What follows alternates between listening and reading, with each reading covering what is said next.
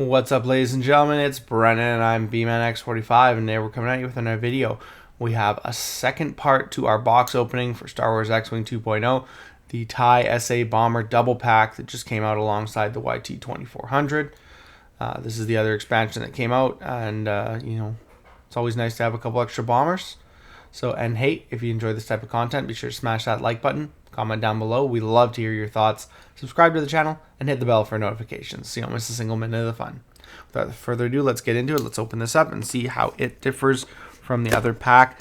I wasn't exactly enthused by the last pack about the fact that you weren't getting generic pilot cards and you weren't getting the scum faction stuff in more than just the predetermined loadouts.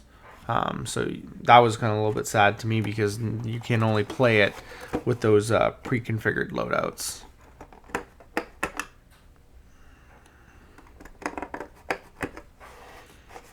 So we have that there. 2 bombers. Paint scheme looks pretty decent. Wings look attached. That's always fun. Little things there. Engine glow. It's always nice to see how not straight your TIE wings are when they do them poorly. Although the bombers, I think, are hard for them to mess up because they're a little bit more uniform. The TIE bombers. And then we have our extra stuff. Let's see what we get. Bombs, tons of bombs.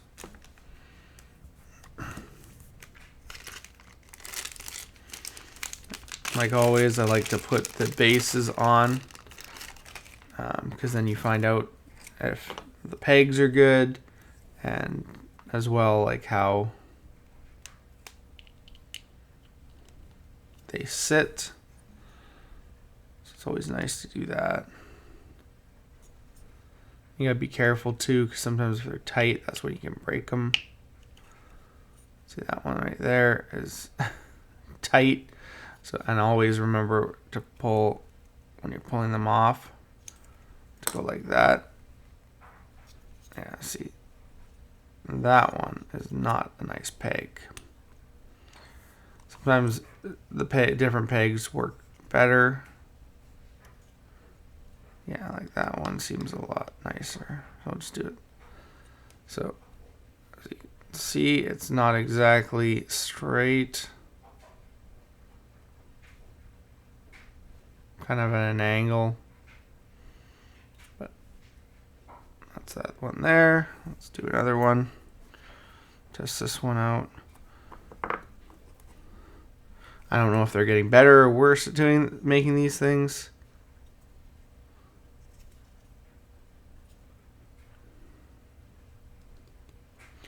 Pegs are definitely tight on this one. Again, getting that same angle, which is kind of nice for bombers. Kind of gives it like a looks like it's flying when it's not just straight. So we got the 2 bombers there. Let's see what we got for cards. I don't know how I feel about the new card scheme, because I feel like that's a little bit, like, I like that they're changing it up, but at the same time, it's kind of like, you have all these old ones, and now what do? Do you keep the old ones, the new ones? You got Deathfire. After you're destroyed, before you are removed, you may perform an attack and drop or launch 1 device. That's kind of cool. There's a Initiative 2 pilot. They all have the Nimble Bomber keyword, which is if you would drop a device using a forward template, you may use a bank template of the same speed instead. And then they all got the same kind of attack, loadout, defense, stuff like that. You got Major Rhymer, who's a 4. He's the scimitar leader.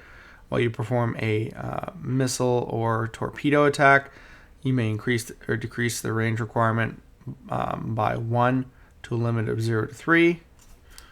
Captain Jonas, while a friendly ship at range 0 to 1 performs a torpedo or missile attack, that ship may reroll up to 2 attack dice. and Tomax Bren. After you perform a reload action, you may recover 1 charge token on one of your equipped EPT upgrade cards. So that's, again, kind of cool. And then you got the generic Gamma Squadrons, Scimitar Squadrons, and that's pretty much all your pilots. And then you got advanced proton torpedoes, you got proton bombs. The cards that Connor nets, seismic charge, cluster missiles, saturation salvo, ion missiles, skilled bombardier, ion bombs, more ion bombs. The feedback ping, I think, is new. I don't think we've got that before, which is a tie-only EPT. After an enemy ship executes a maneuver, if it is range 0 to 1 of a friendly device, you may acquire a lock on that ship, ignoring range restrictions. That's kind of cool. It's a tie, and it gives ties reload, or ties with reload only, and then disciplined, which I believe we already had, which is after a friendly ship at range 0 to 3 is destroyed. If that ship was limited or has disciplined upgrade, you may perform a target lock or barrel roll action. So, kind of cool. Good changes to the cards. That feedback ping's kind of cool. Nice that we got something new. And then, of course, these new pre-loadout ones, Deathfire, Major Rhymer, Captain Jonas, and Tomax Bren, which all have different abilities now. They all have Nimble Bomber, still the ship ability, but they have different, like after you execute a full speed 3 to 5 maneuver, if you have not dropped or launched a device this round, you may spend 2 charges to drop or launch a bomb using the 3 template. So that's and you got 2 charges, so you get to do that once. Actually, no, they recharge, so you can do it as many times as you can, as long as you have 2. And then Swift Approach, that's another one that I've never seen before.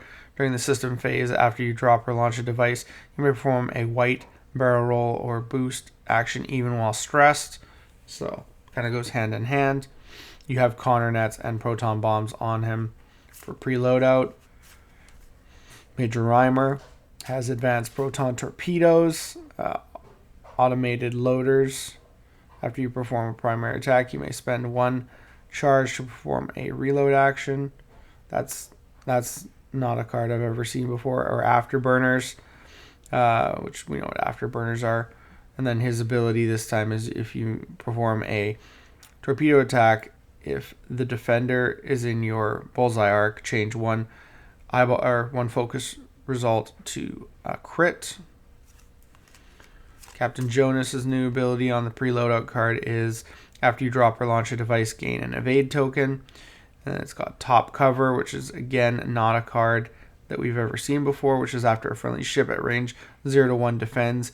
If you have not dropped or launched a device this round, you may launch a device using the 3 bank, 3 straight, or the other side 3 bank template. You ignore the effects of friendly devices. And then lastly, you got Tomax Bren here. He's got after you perform a barrel roll action, you may spend 2 charges if you do gain a focus token. He's got True Grit at the end of the activation phase. If you are not strained, you may gain 1 strain token to remove 1 non-lock red or orange token. So, yeah. Plasma torpedoes and ion bombs. So they all have kind of a preload bombing run or missile run, and all different effects. So these are the preloadout cards. I don't know what the cost differences on them are. Like if you pay different costs to run these preloadouts, then you do the regular things and choose your own upgrades. Again, I'm not a big fan of this just because it takes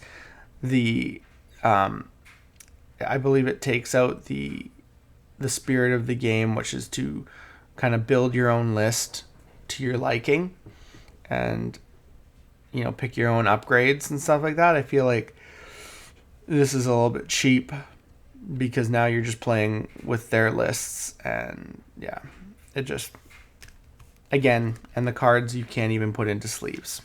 They're so long, there's no sleeve made for these cards unless AMG starts making sleeves to make profit off of it. But I still would rather run it the way I want to run it, which is, I think, how most people run the game.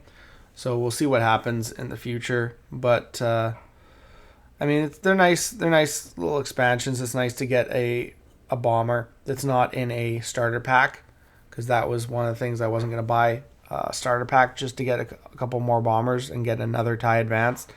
So this was the alternate option for me to get a couple more bombers.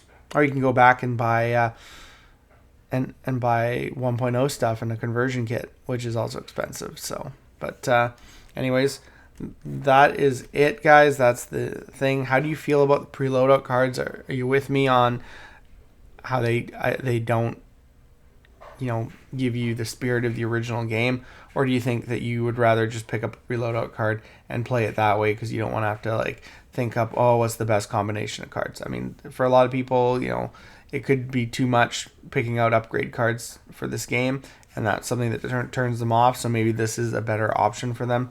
But yeah, let me know what you think, and if you think that AMG is doing a good job, or do you feel like they're just floundering with this game. Anyways, looks like that's all the time we have for this video. Thank you very much for tuning in, and we hope to see you in the next video. And as always, have a wonderful day, and that's all for now, folks.